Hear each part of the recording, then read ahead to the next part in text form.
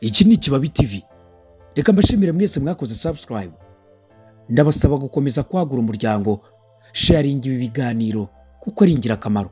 Uyu munsi turaza kuvuga ku buryo ushobora kureka itabi burundu ntuzongere kuryifuza. Ndaguha inama zirindwi.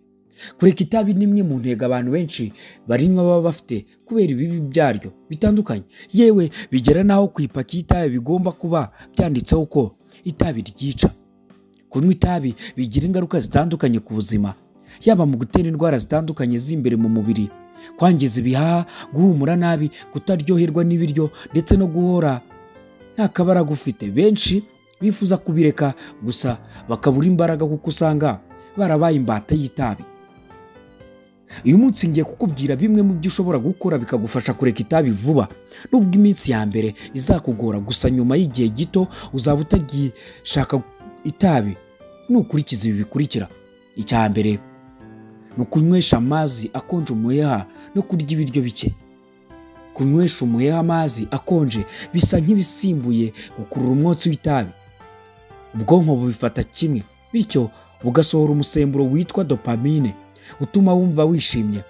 Uyu musemburo kandi ukora akazi ko gukuramo intekerezo mbi n'ibihe bibi bituma wumva ushatse itabi.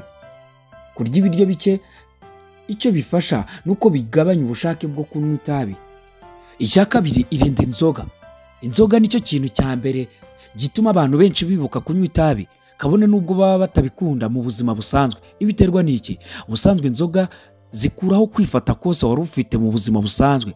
Niba wari ufite gahunda yo kureka itabi, zigahita zibyangiza. Icya gatatu, zirikana koza amenyo kenshi gashoboka. Bumwe mu buryo bwagufasha kureka itabi vuba ni ukoza amenyo kenshi kandi buri gihe. Iyo mu kanwa hahumura neza ndetse wumva haryoshye bituma itabi ribiha. Koza amenyo kenshi gashoboka byagufasha, bityo mu gihe wumvise ushaka itabi ukanga gutakaza iyo mpumuro n'ubwo buryohe. Icya kane, buri munsi haranira gukora imyitozo ngororamubiri. Imyitozo ifasha mu kurangaza no kwibagiza ibintu byose byakugize imbata, harimo n'itabi. Iyo umubiri wawe uwukoresha cyane, ubwonko bwohereza mu mubiri imisemburo itandukanye ituma wumva umerewe neza ndetse uruhutse, bityo bikagabanya stress. Niba ushaka kureka itabi, tangirira ku myitozo yoroshye cyane nko kugenda n'amaguru. Nuramuka ubishoboye uzahitemo n'izindi siporo washobora gukora. Icyo ugomba kwitaho cyane ni ukubikora buri munsi, cyane mu minsi ya mbere ukireka itabi. Icya gatanu, shaka uburyo ujya ahantu hatuma utibuka kunywa itabi. Niba ufite inshuti mukunda gusangira itabi, irinda izo nzira. Wirinde cyane kuba aho bari, ahubwo igihe cyose ushatse kunywa itabi uharanire kujya ahantu bitakorohera kurinywa, yaba mu nshuti zitanywa itabi, mu rusengero, mu ruhame cyangwa ahandi hose batazakorohera kunywa itabi. Uko uzagenda uba ahantu batakorohera kunywa itabi, niko kurishaka bigenda bigabanuka. Icya gatandatu, shaka ikintu wajya ushyira mu kanwa. Ku bantu bamwe na bamwe banywa itabi bigamije gushaka icyo bashyira mu kanwa. Mu mwanya w'itabi ushobora kurisimbuza bombo zo ku gati. Ikindi washyira mu kanwa gisimbura itabi harimo n'amatabi ariko atabamo nikotine, acuruzwa muri farumasi, afasha mu kureka itabi. Icy'ingenzi ugomba kwitaho mu minsi ya mbere ni ukuba buri gihe ufite ikintu gisimbura itabi mu kanwa kawe. Icya karindwi, irinda ibihe n'ibintu byose bituma utekereza nabi cyangwa se utekereza itabi. Akenshi kumererwa nabi no kugira intekerezo mbi nko kugira stress, gutongana, umujinya, ikimwaro, ubwoba ni zimwe mu mpamvu bamwe bahita bashaka itabi. Ibihe bibi bigirwa kandi bigera kuri buri wese. Niba unywa itabi ntukwiye kumva ko ari wowe wenyine.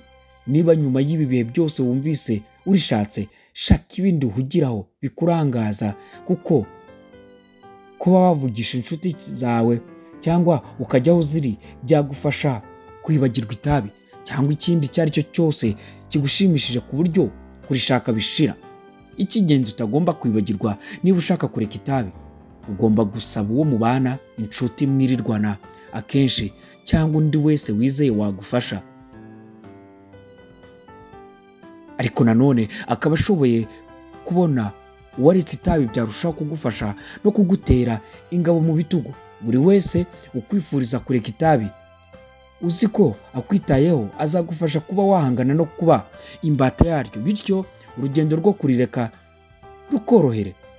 Kureka itabi ntabwo biba byoroshye mu gihe utangiye urugendo, ruba rugoye. Nubwo wenda ushobora kwihangana ibyumweru 2 bikakunanira, gutsindwa inshuro imwe ntibivuze ko utsinzwe burundu. Ushobora gukomeza kugerageza kugeza igihe uzashobora kureka itabi burundu, maze ukabaho ubuzima buzira nikotine no kwangiza ibihaha byawe. Nyamara abenshi bazumva iki kiganiro bagisimbuke, ariko birakureba. Waba wowe utarinywa, waba nawe urinywa, kubera ko ushobora kuzafasha wa wundi urinywa kurireka. Nawe urinywa, ntugafate ubwonko bwawe ngo bubwire ko utarireka. Biroroshye cyane kurireka. Reka mbibutse ko Ikibabi TV tuvuga ku bimera, ariko nanone mwibuke neza ko iri tabi rikorwa mu bimera. Dukwiriye rero kubabwira ko iki kimera cyakoreshejwe nabi kigakorwamo itabi, iri tabi rigira ingaruka mbi ku buzima bwacu. Reka mbasabe mukurikize izi nama, itabi muzarireka kandi muzaba mwirindiye amagara yanyu. Mwibuke neza ko ibihaha byacu biragoye kubisimbuza, ariko iyo byangiritse bidutwara amafaranga menshi kuruta yandi twaguze itabi. Mureke twite ku buzima bwacu. Abakobwa, abasore, mureke tuve ku itabi. Abahanga mu gucuruza bo bakoze amatabi atandukanye.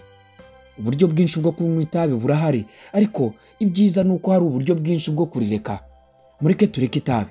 Iki ni Ikibabi TV, njye nitwa Fred.